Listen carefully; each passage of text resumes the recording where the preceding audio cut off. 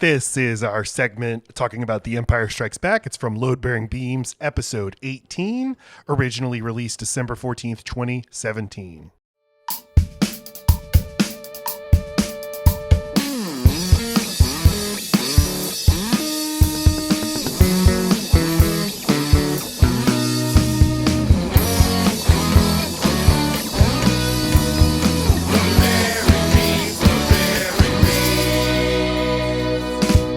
So in 2 days, we're going to see Star Wars The Last Jedi.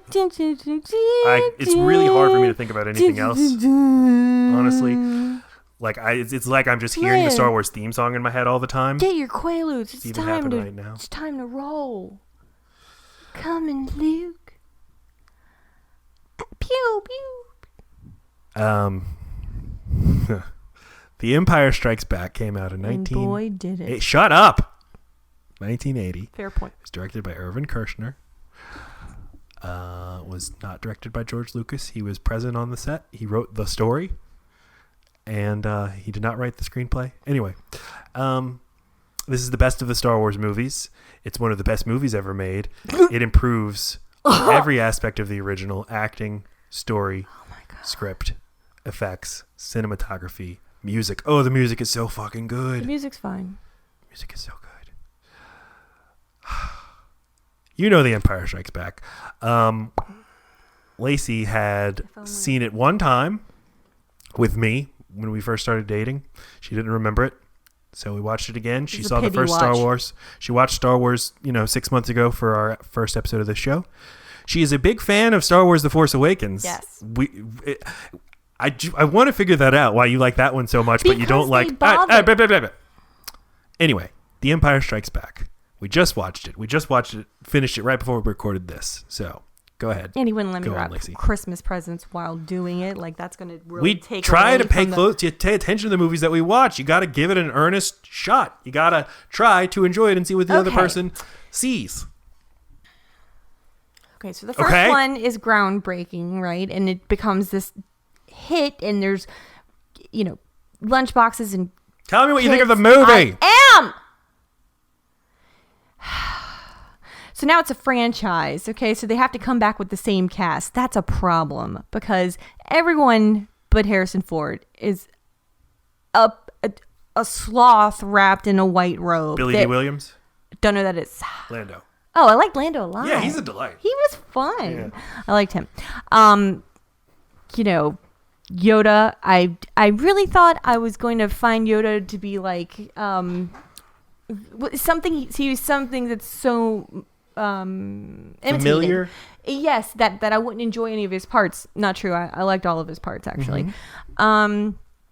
Obi-Wan still pulling all the weight, even though he's dead. What are you talking about? The cast right now? Or are you talking about? Okay, so I'm talking about the cast. I'm saying. The movie is innovative. It's nice to look at. There's the storyline's interesting enough, and the reason why I care about the most recent one is because they went ahead and put in actors that are good. I feel like that's key. Every shot of Leia. The fourth wall is with me with these movies because I feel like I can sense her pain in the assness. I feel like Carrie Fisher was just the worst. And every shot of hers is up close. It's almost all, not every shot. The majority of her facial reaction shots are just her in the frame. That makes me think she was there for the filming and stuff, but she was not paying attention, and they had to, after the fact, get all these reaction shots from her because she's sleeping on top of a airplane prop or, just sparking a doobie. She is so sleepy. Her big giant eyelashes barely stay awake. I just don't see what you're... She just wakes up long enough to make out with her brother. I just don't see what you're seeing. I think that... She's so boring.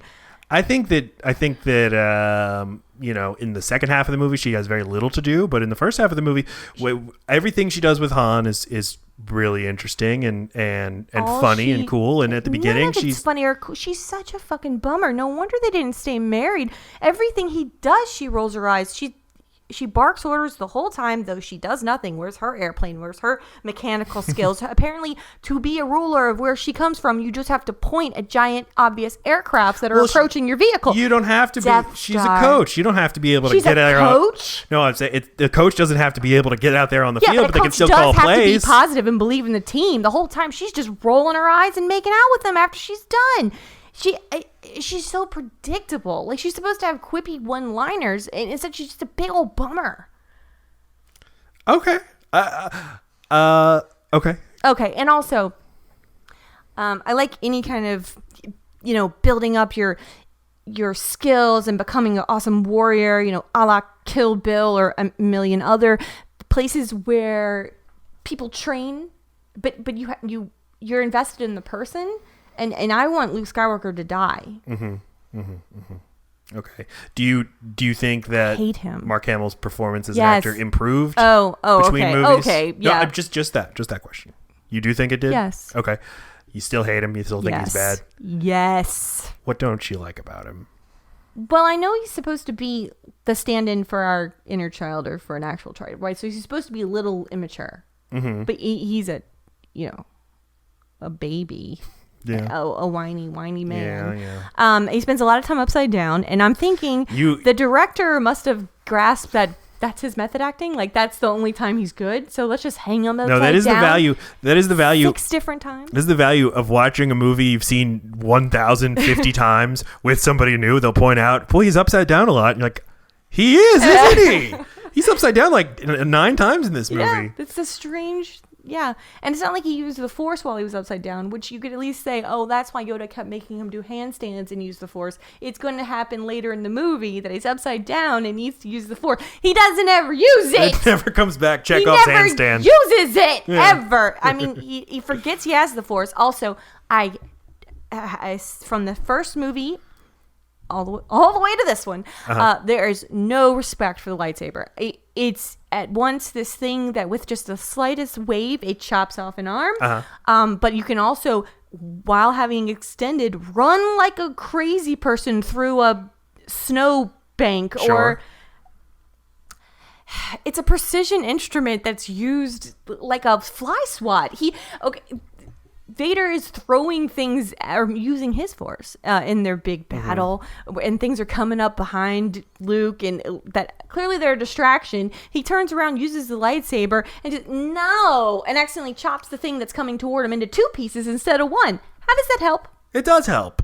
How does that help? Well, 2 things. One, I'd like to see you do any better. Your things are flying at you. You use trained whatever by you Yoda. have to propel it. He didn't receive that great of could've training. ducked. And 2, sure, it would help. You could didn't have cut to them hit in it at half, all. and they'd go in different directions. Or 2 pieces hit you. Wait, I have a question though. Okay.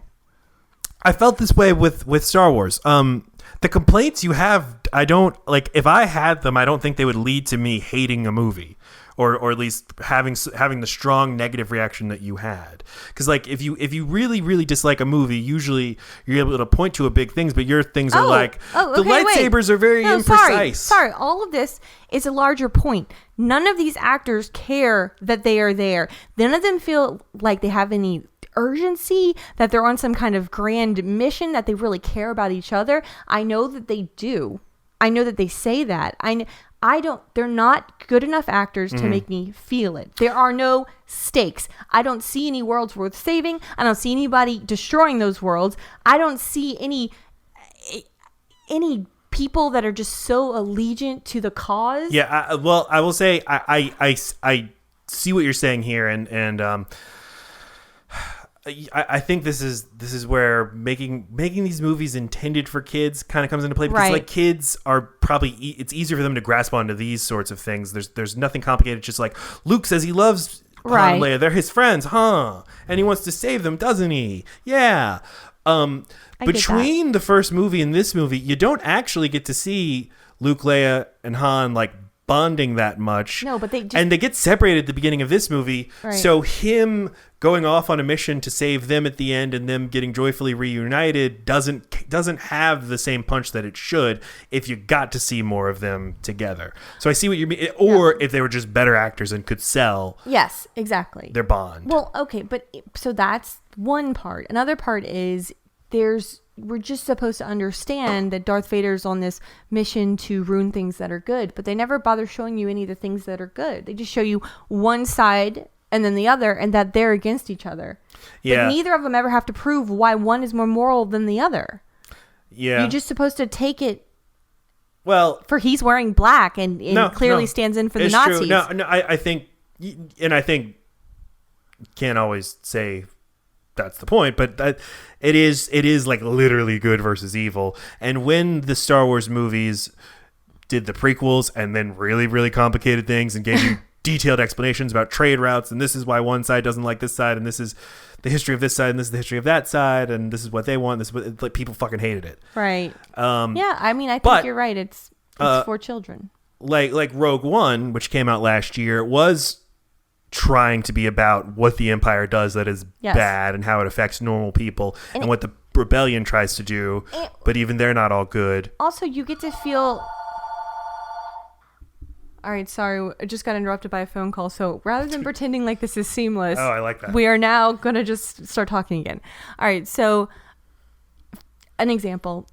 What Rogue One does well is you start off in the world of someone who's not privileged, someone who is a scrapper, someone... You're talking about The Force Awakens. I totally am. Here's the thing about Rogue One. Shit, I keep forgetting. I can't. Rogue One's just easy to remember. No, I really, really liked Rogue One when I saw it. And I've watched it, one time since then. And while I'm watching, I'm like, this is really good. I really like this. And once it's over, you don't remember a fucking thing about it. There's a bridge, though, right? I mentioned it to you, and you watched it with me. And you, when it was over, you're like, that was pretty good. I liked it. And I mentioned it the other day, and you're like, did I see that? And I was like, yeah. Like, well, what? I was like, well, they're like trying to steal the Death Star plans, and there's like a beach and like a... There's a beach? There's a robot, and you're like, I got nothing. There's a rope that helps. There's always a fucking robot. And he's funny, and he's like... All right, okay. The Force Awakens then. I see how hard Rey works to get some squares of food just to eat. That's her life. She gets paid for scraps. So then it's explained that is the state people live in, partially due to the inequality in their world or worlds or however you're supposed to look at it. And that there's stakes, there's tangible things, and even if that's not a direct effect why she lives the way that she does or why anyone would, it makes sense for why she would fight so hard, why she would be so moved by being chosen to be something more special than just wandering a desert planet alone. I can feel that. And the story doesn't even have to be more complicated than that. Or it could have been as simple as the one we just watched. But it meant something to me to see it happen. But it's virtually, I mean, it's very, very close to who Luke Skywalker is in the first movie.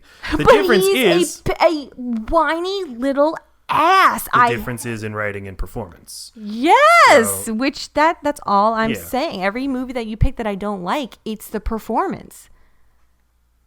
You'll get no argument from me. The Daisy Ridley and Adam Driver and John Boyega, they're better actors than Hamill and Ford, even at Harrison Ford in the 70s and 80s, and Carrie Fisher. So you're unique. I mean, you're not unique, I guess, but you can really compartmentalize and enjoy something for just one or two good elements. You don't need the full package, but I guess I do. No. Well, that's true, but I don't think there's only one or two good. I think there's like 100 things that are great about this movie, and I just don't agree with you that the performances are as bad as you're saying they are. But what are you going to do? Like it's like comedy. It's just like, I don't think they're good, but I think they are. Yeah. Yoda is a fucking Muppet, and somehow his it's like an amazing acting performance. This guy who you can tell is just like sad and old and shitty, but like just so much there. How did a fucking Muppeteer do this in 1980? Right. And it's eyebrow wrinkles. It's been a while. Yeah. And the ears moving and the eyes. Yeah. Mm-hmm. But your introduction to Yoda is him, and he's doing that laugh a lot, and he's trying to be silly. And as we watched it this time, I was, grabbing my collar like, oh God, Yoda sucks, doesn't he? Once he drops that act and becomes serious, suddenly he's a great, great character. So that's That's a great thing. I've already Darth said Vader's that. a great villain. Yeah. Lando He's and kinda Han are silly. fun. C-3PO is really funny. No. He's an asshole, and Nope. everybody's so pissed off at him. You've got all the Imperial officers who keep getting choked to death by Vader, except the one guy who keeps getting to sidestep it and rises all the way to be general or whatever at the end. Oh, well, they could have at least made them all look different, so I noticed that happening. The Did white not British notice. guys, you couldn't tell them apart. No, not at all. Yeah, but we're watching this. I really want you to be just like, yeah, okay, I see, and I see what you're talking about. Even though I don't personally think this is so great, I see what you're talking about. Yeah, this is good stuff. But instead, you're like making jokes as we're watching it, and Darth Vader's giving his speech, and you're laughing, and Awful. and then there's this sad little alt-right part of me that's like, no, you have to think this is serious. Respect my God. thing. Why does it have to be all right? Oh, because why do all fucking internet nerds turn into Nazis? No, sorry, not all internet nerds, just 90%. And it but there's something about being so invested in something that is inherently for children that you kind of go all the way the other way, which is this is so serious, and if you don't respect it and know it the way I know it, It's because you don't get the think about it the way I think about it, Right. then then I'm going to, super hate you for it. And I feel super hated. I don't benefit of doing this podcast is I don't really mind anymore when you don't like things that I like. I was super defensive about Star Wars, and this one I'm like, fine. You don't think you were super defensive? Oh, not like I was Well, with yeah, Star no, that Wars. was intense. Yeah. And most episodes we do, if you don't like something that I suggest, I'm whatever. Right. I mean, it's definitely opened my eyes to what the batting average really is, which is not great for memories of something. Mm-hmm. You never know when you're holding on to the pieces of a movie or the movie on the whole. And I've always said, it almost as soon as the movie ends, unless it's quotable, I don't remember any particulars of any movie. I only remember a feeling. Mm-hmm. And it appears if a movie is funny, but actually it also turns out if a movie is sad, if it invokes a high enough response of me in that moment, I'll just carry that feeling whenever I think of that movie, and that's how I end up being so wrong. Oh yeah, my girl's sad, so that means it's good, but right? it's probably why it's like thrillers aren't really. It's not like you don't like a thriller, but you don't pick thrillers for this show, and thrillers don't tend to be your favorite movie or action movies, probably because being thrilled and like while you're watching it being It's only entertained thrilling is in that kind moment. of fleeting, Right. Yeah. versus being sad or finding something really funny. Right. But with Star Wars and me, it's like this new movie's coming out. Oh I'm God, seriously I thinking, hear a documentary 20 years from now, Star Wars and me. what would it be about? You and Star Wars. Oh, literally me? Yeah, it's your Jim I'm gonna Carrey make Andy it- thing. ugh. Yeah, I'm gonna crowdfund it. All of a sudden, there's just going to be cameras around us for the next, 7 podcasting episodes, starting with our trip to the movies tomorrow morning, and then the documentary I 20 wish it years was tomorrow later. morning. It's Friday morning. Oh, fucking whatever. You know what I mean? Okay, well, yeah, let's make this happen. Yeah, Star Wars and me. But okay, seriously, like I'm unreasonably excited about this movie, and I'm like thinking about Star Wars all the time. And when I wake up in the middle of the night because I have insomnia to fall back asleep, I'm reading Wikipedia.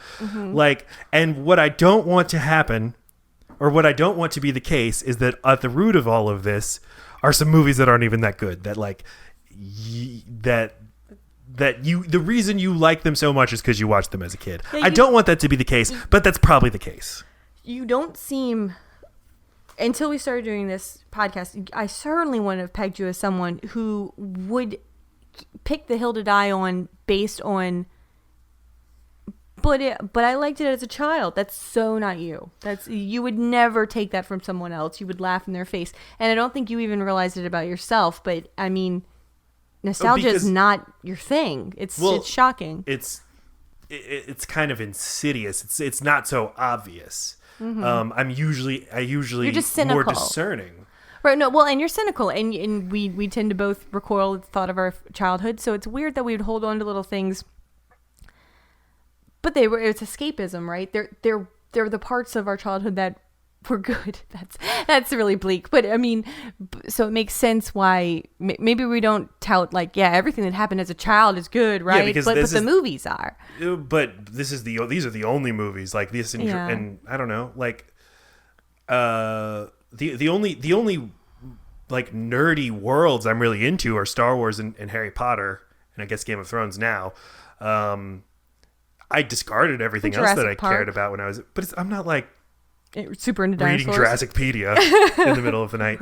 I'm not reading fan sites about Jurassic Park. T-Rexicon. I made that up. So I don't know. Like I think that it's just not such an obvious 1-2. I watched this as a kid and now I can't tell that it's not good. It's more like these movies are good. But why? The reason you don't like them is because you have particular taste things that you don't like. Yeah, like taste. Okay. But if you approach them as an adult, having never seen them before, you're not gonna be into them in the same way. Because actors now are paid to do a good job. But will in 30 years will we think that about Ray and Adam Driver? No. We probably would. No, because there's good actors from the 70s too. There's no reason why those shit actors had to be in there. They got stuck because they were there on the first one, so they had to keep going. No. But there's a particular acting style, especially as direct in these big tentpole movies, Quaalude that I think cheap. is going to go totally out of fashion. Just sort of the winking, the sort of the campy. Like, no, not campy, but just like the Tony Stark chic, let's say, of being a smart ass and being like sort of laughing at how silly the movie is. Oh, I see. Meta. Like being meta, yes. Yeah, right. Yeah, like, that's in right now. That's going to go away. Right, and then it'll come back out in again. And the performance I'm worried about is John Boyega Finn. One, we haven't seen him in many trailers of The Last Jedi. You're worried he's going to double down on what worked and ruin it? Yeah. And I'm worried become a caricature. And I'm worried that the movie doesn't have any ideas for what to do with him. They put him in a power suit. I keep thinking it's going to be like Jesse at the end of Breaking Bad. They didn't know what to do with him, so they put him in a basement and had him cook meth. Stop talking down there. That's what they're going to do with John Boyega. We don't know. Shh. You were a surprise hit. Watch it. So, but man, they say The Last Jedi is great. All right, save it for the Frycast. There's like borderline Oscar buzz for Mark Hamill. I'm never gonna stop vomiting. Are you all right? So tune back in on Friday. If he's not upside down the entire time, I'm just so pissed. Oh, what if he forgot how to go upside down? Oh, I hate him. You know, he got in a car accident in between Star Wars and Empire Strikes Back, which is why his face is a little disfigured and why his first scene has to have him getting slashed by a wampa. Oh, that's a tauntaun or whatever. The wampa is the monster. The tauntaun is the thing that he rides. Right. So. Okay, well, I'm sorry you got our thoughts are. Get it right before I become alt-right. Okay. It's not okay that you said that. No. Is it? It's not okay. Why that not? You said, I've got work to do. Okay. All right. It is indeed true that at times like this, Artu and I wish that we were more than just mechanical beings. And we're really alive, so that we could share your feelings with you. Chewbacca! Chewbacca, we were so relieved to hear you were all right. All of you are an important part of my life, pal. I'm glad I could be here. This holiday is yours, but we all share with you the hope that this day brings us closer to freedom and to harmony and to peace. No matter how different we appear, we're all the same in our struggle against the powers of evil and darkness. I hope that this day will always be a day of joy in which we can reconfirm our dedication and our courage, and more than anything else, our love for one another. This is the promise of the Tree of Life. We celebrate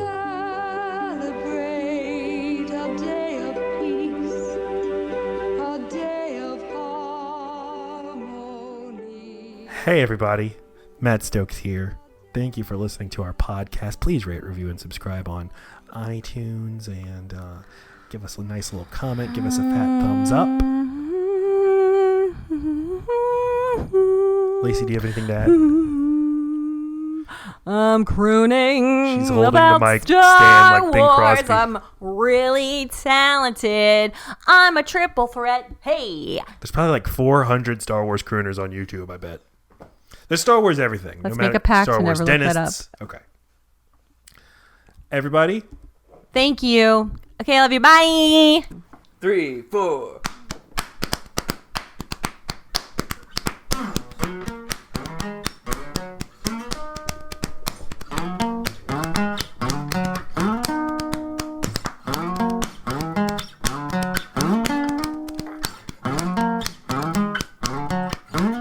Everybody, love bearing beams, love bearing beams, love bearing